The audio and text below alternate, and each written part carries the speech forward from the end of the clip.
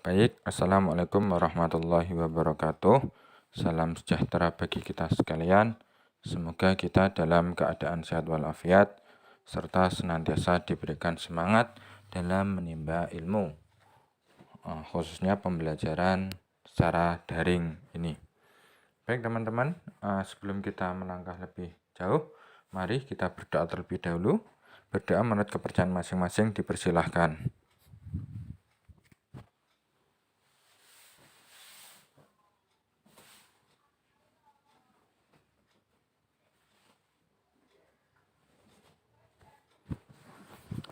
Baik, berdoa selesai. Pada kesempatan kali ini, saya akan mencoba berbagi ilmu tentang sistem insentif dalam mata kuliah SPM, Sistem Pengendalian Manajemen. Oke, insentif merupakan bagian penting dari penyusunan pengendalian hasil yang digunakan untuk mengarahkan perilaku karyawan secara langsung.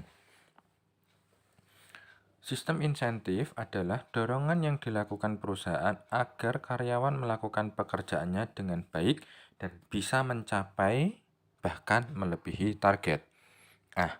Jadi walaupun insentif itu bukan pokok, sebagaimana kita ketahui,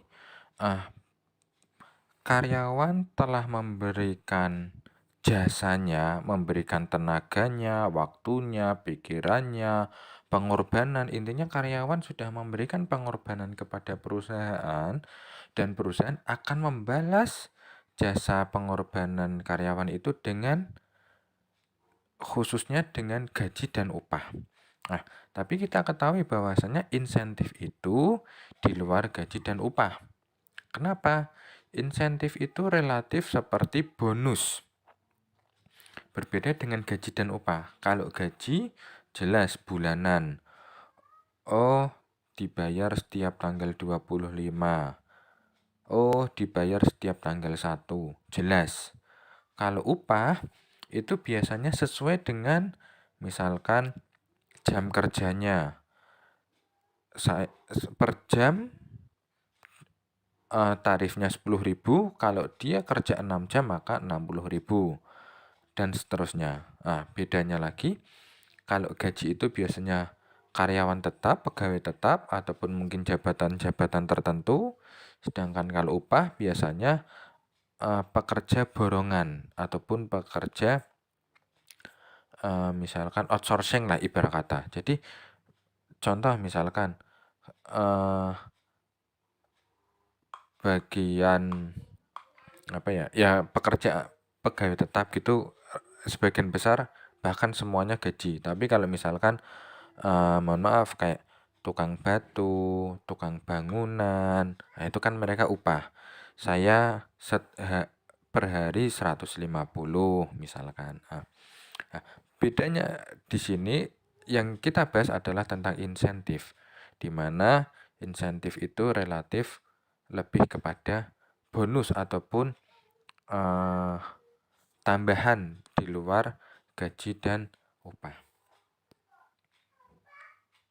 Oke, tujuan insentif itu setidaknya ada 3. Yang pertama adalah informasi. Informasi merupakan tujuan insentif. Ini berkaitan dengan berita ataupun semacam janji yang diberikan perusahaan kepada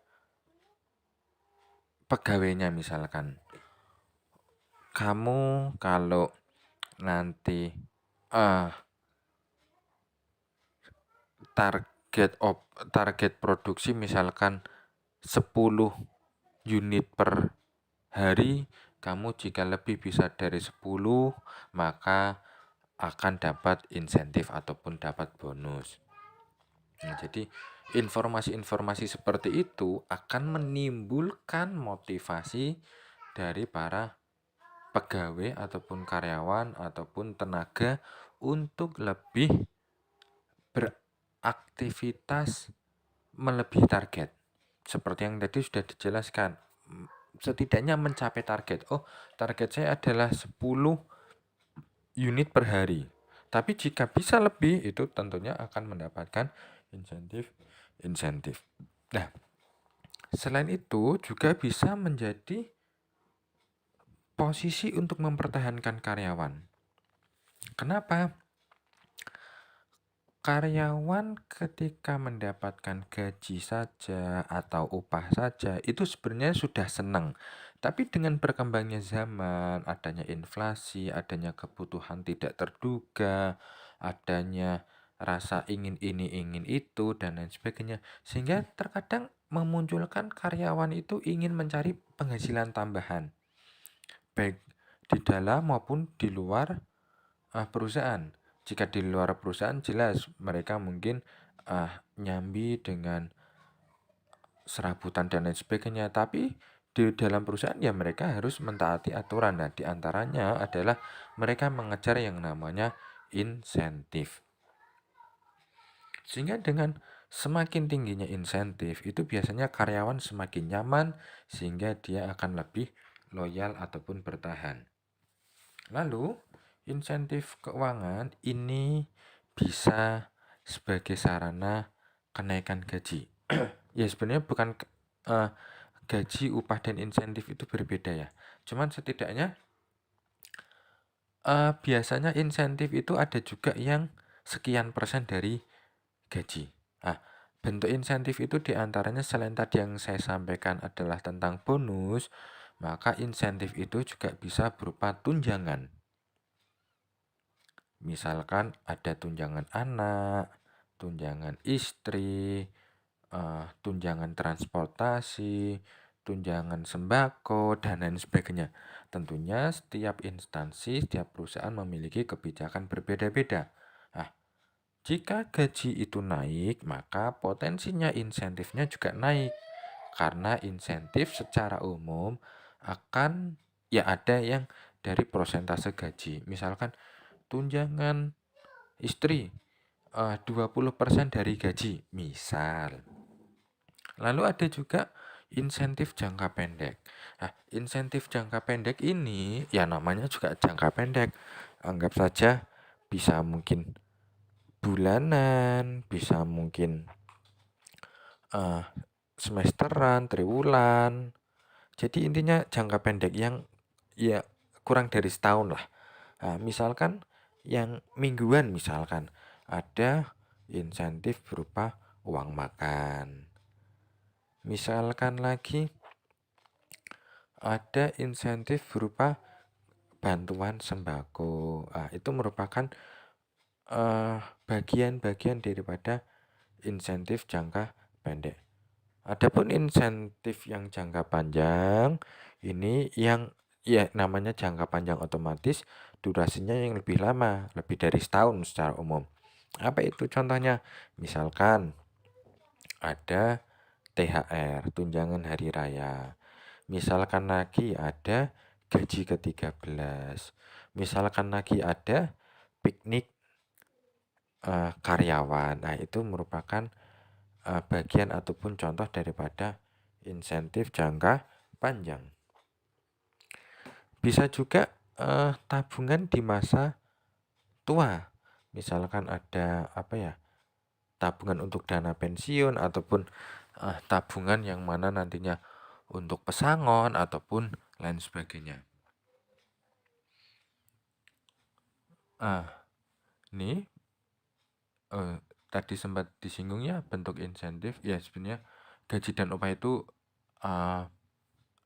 ya intinya balas jasa dari perusahaan atas apa-apa yang telah dikeluarkan, apa-apa yang telah dikorbankan dari para pegawai ataupun karyawan. Jadi ya gaji, upah, bonus, uang lembur, tunjangan itu juga bisa dikategorikan sebagai balas jasa daripada perusahaan kepada karyawan.